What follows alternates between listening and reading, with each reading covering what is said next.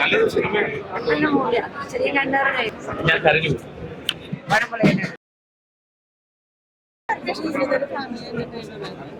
എല്ലാരും കാണണം. പ്രണയത്തിനോട് പ്രണയമാണ്.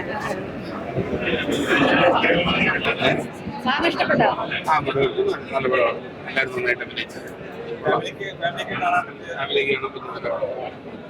ക്ലൈമാക്സ് പറയാൻ പറ്റില്ല. അത്ര നല്ല രീതിയിൽ ചെയ്തു. നമുക്ക് ഒരിക്കലും എക്സ്പെക്ട് ചെയ്യാൻ പറ്റുന്നതാണ്. ഹലോ, അതിനെക്കുറിച്ചൊന്നും പറഞ്ഞാൽ പക്ഷേ നമുക്ക് ആ പ്രണയം ശരിക്കും മനസ്സിലേക്ക് കൊടുക്കാൻ കഴിയും.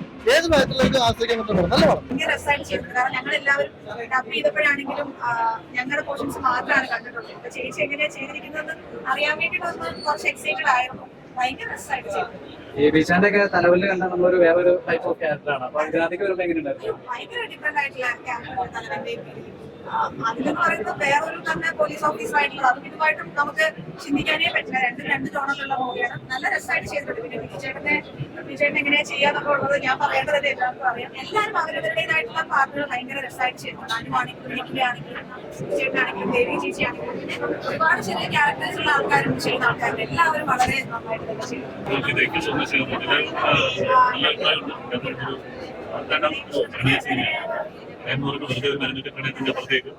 പ്രണയത്തിന്റെ പല ഇമോഷൻസും പല പ്രായങ്ങളും പല ഭാവങ്ങളും ഒക്കെ സംസാരിക്കുന്ന സിനിമയാണ്. കൂടുതൽ പ്രണയത്തിന്റെ അപ്പുറത്തേക്ക് ഒരുപാട് പൊളിറ്റിക്കൽ കാര്യങ്ങൾ, ഒരുപാട് ലെയേഴ്സ് ചെയ്ത സിനിമ സംസാരിക്കുന്നുണ്ട്. അത് ഒരു കുറെ ആയിരിക്കും സിനിമ. പ്രണയത്തിന്റെ പ്രത്യേകത എന്ന് പറയുന്നത് നമ്മൾ സാധാരണ സിനിമയിൽ കണ്ടു ശീലിച്ച നായകൻ ഇങ്ങനെയായിരിക്കണം, നായിക ഇങ്ങനെയായിരിക്കണം എന്നുള്ള അങ്ങനത്തെ ചില ക്ലീശകളൊക്കെ ഈ സിനിമ കുറിച്ചിട്ടുണ്ട്.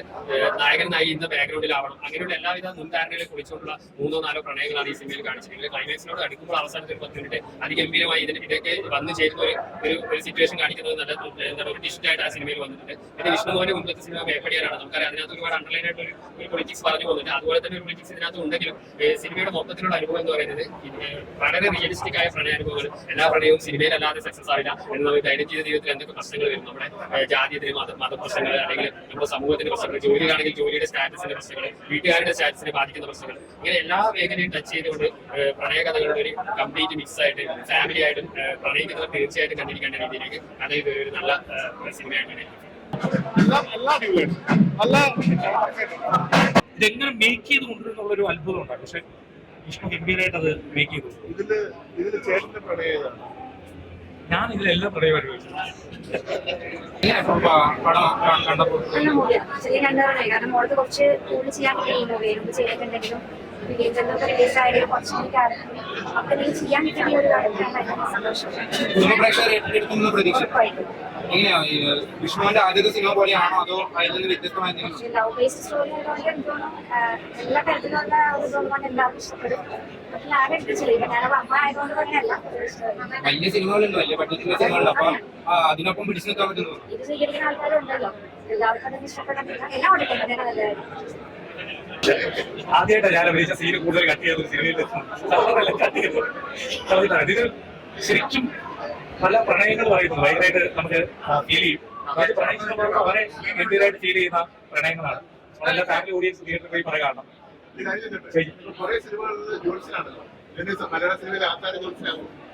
എനിക്ക് ഇതിന് ശേഷം 2 ജോത്സ്യന്റെ വേഷം കേട്ടോ അറിയാൻ പറ്റില്ല. അതായത് ഏത് ജോത്സ്യത്തിലും ചിത്രത്തില് വേറെ എന്തെങ്കിലും വേഷം ഉണ്ടെങ്കിൽ പറയുന്നു. പക്ഷെ ഇതിലൊരു പറയിച്ചല്ലേ എങ്ങനെയുണ്ട് നിങ്ങൾ അഭിപ്രായം പറയാം. ക്ലൈമാക്സ് നേരത്തെ അറിയാം, അറിയാമോ ചോദിച്ചാൽ അറിയില്ല. പക്ഷെ ഇതിലെ ക്ലൈമാക്സ് ശരിക്കും അങ്ങനെ സൂചന ഉണ്ടായിരുന്നു. പക്ഷെ ഇതിൽ നമ്മൾ കാണുമ്പോൾ അവരുടെ ക്ലൈമാക്സ് ഞെട്ടിച്ചില്ലേ? ഇതുപോലെ പ്രതീക്ഷ ക്ലൈമാക്സ്, ഇതിന്റെ പ്രതീക്ഷ ക്ലൈമാക്സ് ഗംഭീരമായിട്ട്